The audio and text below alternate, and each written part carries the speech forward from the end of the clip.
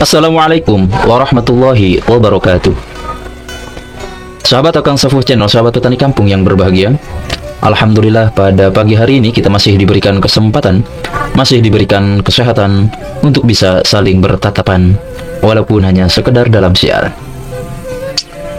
Baiklah sahabat Akang Safuh Channel, sahabat petani kampung yang berbahagia, di negeri yang dijahit oleh peradaban dan iman, di tanah Sunda yang tak sekadar bumi melainkan hati nurani.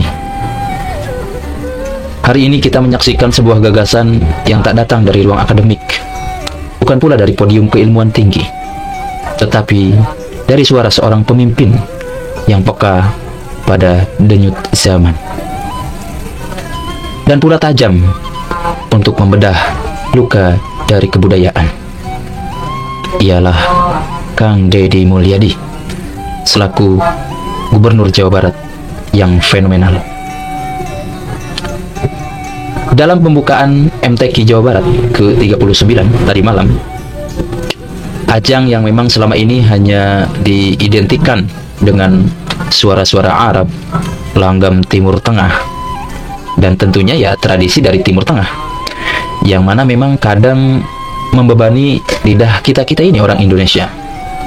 Nah, Kang Deddy menyampaikan usul yang sangat luar biasa bagi saya, yang mana memang bagi sebagian orang mungkin terdengar nyeleneh, tapi justru ini menyimpan kebenaran yang mendalam. Kang Deddy mengusulkan agar memasukkan Mamaos Sunda ke dalam cabang lomba MTQ. Wah, ini kan terobosan luar biasa, jarang selama ini budayawan siapapun itu mungkin jarang yang peka terhadap perkara demikian lah ya. Nah, kali ini Kang Deddy luar biasa sekali. Ini menurut saya ya, ini menurut saya. Nah, artinya bukan berarti kita mencampur adukan antara ibadah yang mana memang membaca Al-Quran, hadis, menghafal dan yang lainnya. Akan tetapi ini lebih ke implementasi tradisi. Menurut saya ya. Ya mungkin nanti juga sebetulnya ada alasan-alasan tersendiri daripada Kang Deddy itu. Nah, Mamaos Sunda merupakan kalimat yang mungkin terdengar sederhana, tapi sesungguhnya ya mengandung revolusi cara pandang. Ia menantang kita semua, umat Islam Indonesia, untuk kembali berpikir. Apakah Islam harus selalu tampak seperti orang Arab? Harus selalu dikemukakan oleh bahasa Arab? Apakah kemuliaan Al-Quran hanya bisa dilantunkan dengan langgam Hijaz ataupun Bayati? Nah, lalu di mana letak kebudayaan kita? Nah, dalam hal ini Mamaos Sunda kan bahasa Sunda namanya. Lalu di mana letak kesundaan kita? Di mana letak Sunda? Di mana letak Jawa? Di mana letak Melayu dalam Islam kita ini? Padahal Nusantara yang lebih dipahami bahasa-bahasa dan lebih menyentuh itu ya bahasa kita sendiri. Nah, inilah merupakan kritik budaya yang santun, tapi sangat tajam menurut saya ya. Karena mungkin ya selama ini dalam euforia memeluk agama, kita sering menelanjanginya dari nilai-nilai lokal. Kita mengira bahwa semakin Arab gaya kita, semakin kuat keimanan keislaman kita. Padahal Rasulullah SAW tak pernah meminta umatnya untuk menjadi Arab. Yang beliau ajarkan ialah akhlak. Yang beliau ajarkan adalah nilai-nilai. Yang beliau ajarkan adalah akhlak, bukan sekedar identitas, bukan sekedar action dan etnis lainnya. Nah, Kang Deddy datang bukan sebagai penggugat. Kang Deddy sepenuhnya untuk menjaga ruh dari nilai tradisi. Beliau tidak sedang menistakan syariat, tapi sedang menyelamatkan makna dari pengerdilan formalitas. Bahwasanya Islam tidak boleh menjauh dari rakyatnya. Bahwasanya Al-Quran tidak boleh asing di telinga orang Sunda. Bahwasanya hadis tidak boleh menjadi mantra yang tak dipahami, tapi harus menjadi hikmah yang bisa direnungkan oleh semua kalangan, entah itu petani, nelayan, ibu-ibu, anak-anak di kampung-kampung maupun di sudut halaman kota lainnya. Maka ketika beliau mengusulkan Mamaos Sunda menjadi bagian dari MTQ, sesungguhnya beliau sedang memperjuangkan taqarrub ilallah, pendekatan diri kepada Allah dalam bahasa yang bisa dijangkau oleh hati orang Sunda. Mamaos bukan sekedar seni, ia adalah medium, ia adalah jembatan antara kalbu dan kalamullah. Bahkan saya sendiri pun sering mamaos Sunda, ataupun ya mamaos kan syairan-syairan Sunda itu termasuk daripada mamaos Sunda. Waktu di pondok saya sering membuat, bahkan bukan hanya sekedar melantunkan mamaos Sunda, melantunkan syairan, sering membuat ya biasa iseng-iseng gitu kan, karena melihat daripada sisi lantunan itu yang indah, kemudian daripada variasi-variasi nazam, variasi-variasi syair. Kita kan dulu diajarkan pula, kita belajar ilmu syair ya, ilmu arud. Kemudian sebelum ke bahasa Arab kita latihan dulu bahasa yang kita pahami, entah itu bahasa Sunda, kemudian bahasa Indonesia. Nah bahkan ya banyak saya membuat syairan itu dalam bahasa Indonesia pun ya, selama polemik nasab berlangsung saya sudah ada 8 kali kalau nggak salah. Kemudian yang bahasa Sunda ya nggak saya upload karena itu bukan keterkaitan, dan pula memang ya yang pahamnya itu hanya sekedar orang-orang Sunda. Nah seperti ini saya contohkan mamaos Sunda yang pernah saya tulis ya. Ku bismillah di kawitan ngadamel iya syairan, syair tentang kesedihan anu nuju di cicingan. Abdi seueur lepat pisan ka anjeun anu tersayang. Abdi hoyong deui balikan nu kawas kapungkur pisan. Nah, contoh itu ya, contoh sedikit ya, unik sih memang. Wah, itu pas masih muda, pas masih di pondok. Aku nanya apa yang ada di hati aja, apa yang ada di hati. Tadi pas saya bikin itu mungkin lagi galau tentang percintaan, akhirnya saya buat ya yang demikian.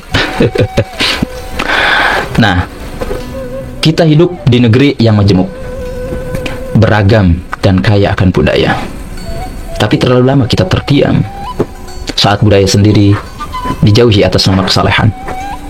Terlalu lama kita bungkam saat kekhasan bangsa, ciri khas bangsa dianggap kurang islami.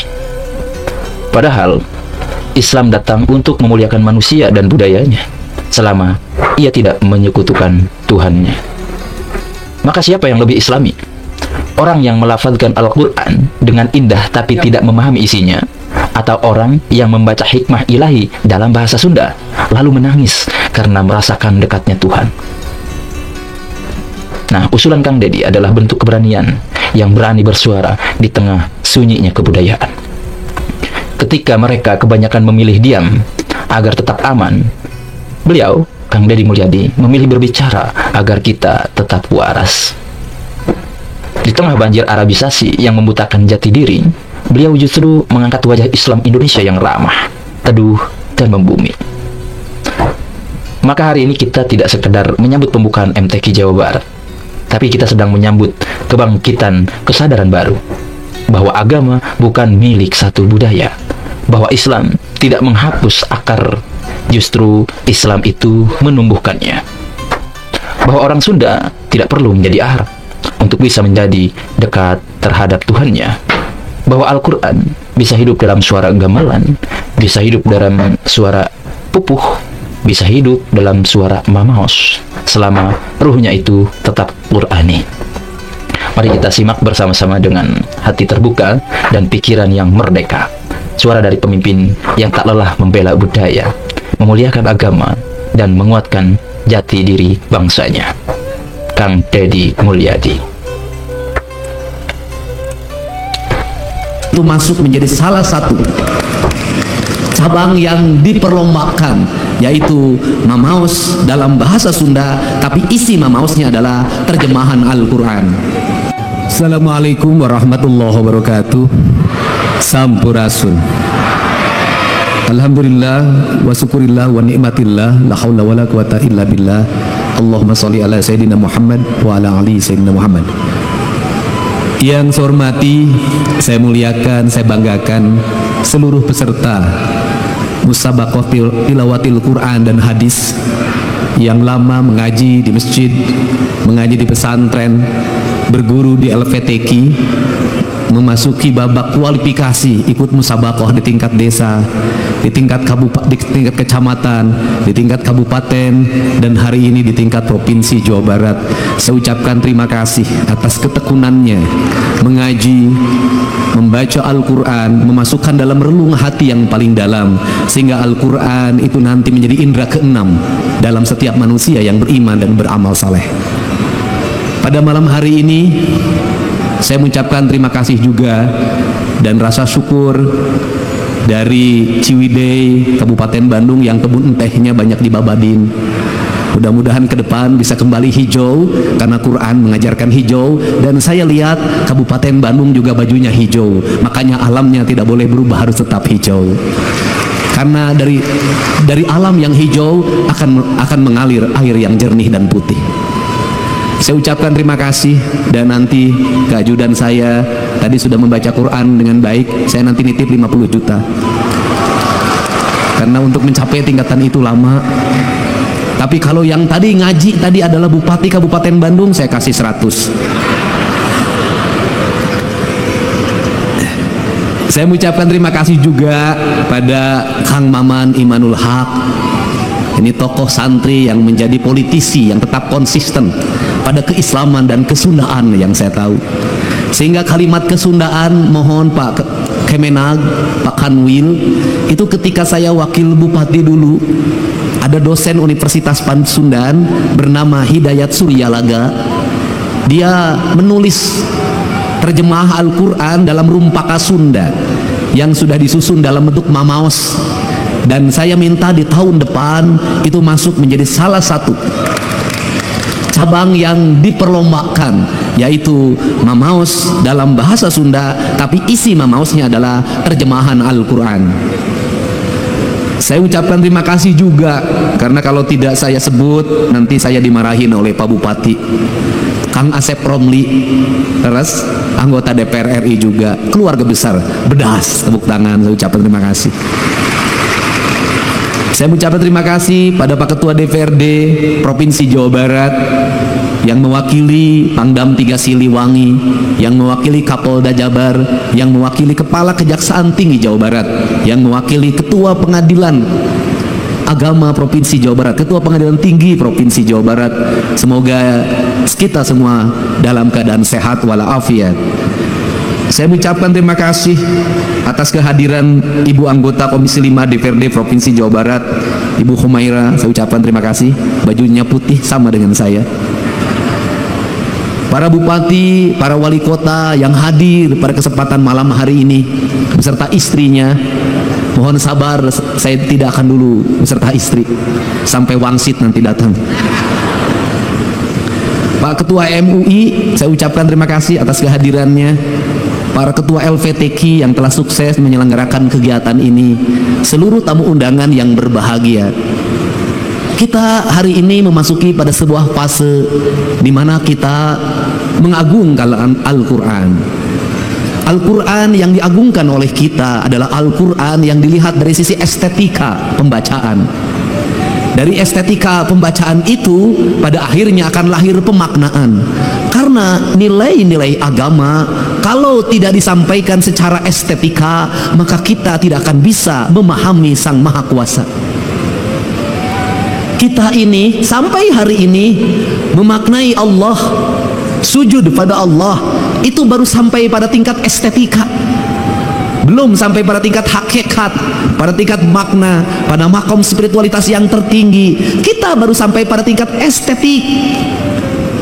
Kita tertarik untuk salat dengan khusyuk manakala imamnya berestetika dalam mengimami kita semua. Kita bolak-balik pergi umroh,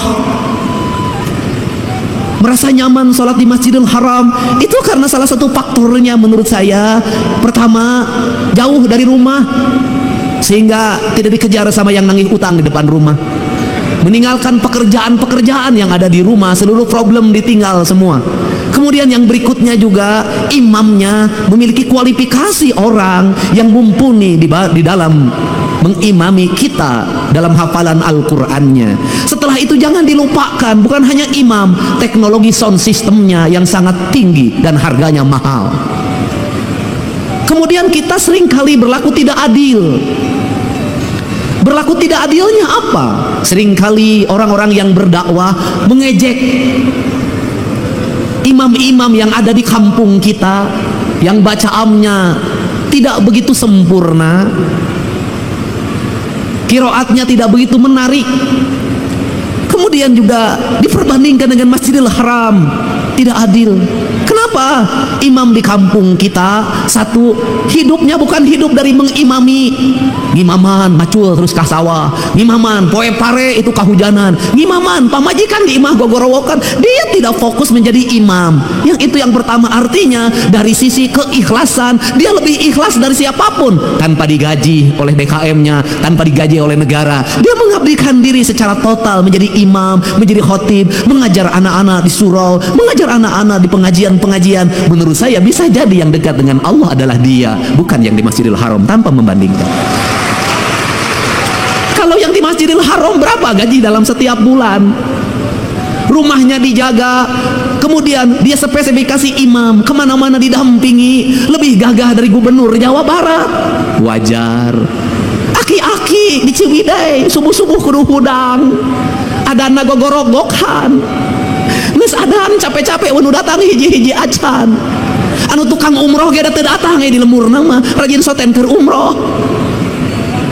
Kemudian ada satu peristiwa, ini yang azan di masjid, saking pusingnya ketika azan subuh tidak ada yang datang, kemudian dia berinisiatif azan jam 9 pagi.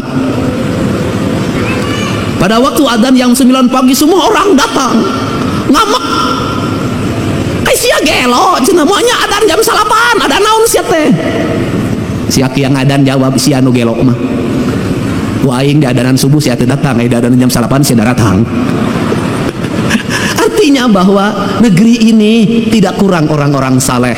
Siapa orang-orang saleh? Orang-orang saleh adalah orang yang setiap hari tekun mengajar ngaji anak-anaknya di surau-surau, ditajuk-tajuk, dilanggar-langgar. Orang yang tekun setiap hari azan, orang yang tekun setiap hari ngimam, orang yang tekun setiap hari khutbah, meskipun jamaahnya terbatas, tapi dia tidak pernah datang ke bupati untuk meminta honor. Itulah orang-orang hebat di negeri ini.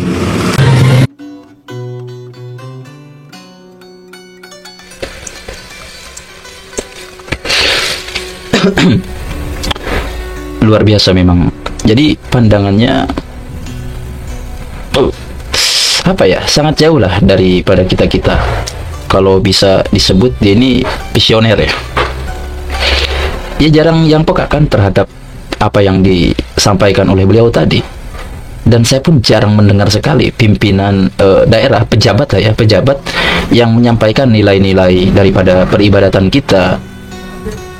Seolah beliau itu ya paham, ya tentunya paham ya tentang hakikat daripada ibadah, bukan hanya sekedar daripada nilai estetika. Nah, sedangkan memang sekarang ini ya kita terpatri dengan nilai-nilai estetika. Kita enggan untuk bermakmum kepada orang yang mungkin yang nilai estetikanya kurang, semisal daripada suaranya kurang indah, kurang enak didengar, gitu kan. Dan kemudian dengan fasilitas-fasilitas lainnya tadi ya keterkaitan. Ya memang benar, entah seenak apapun itu suara si kori, walaupun sound sistemnya jelek, tebau jelek.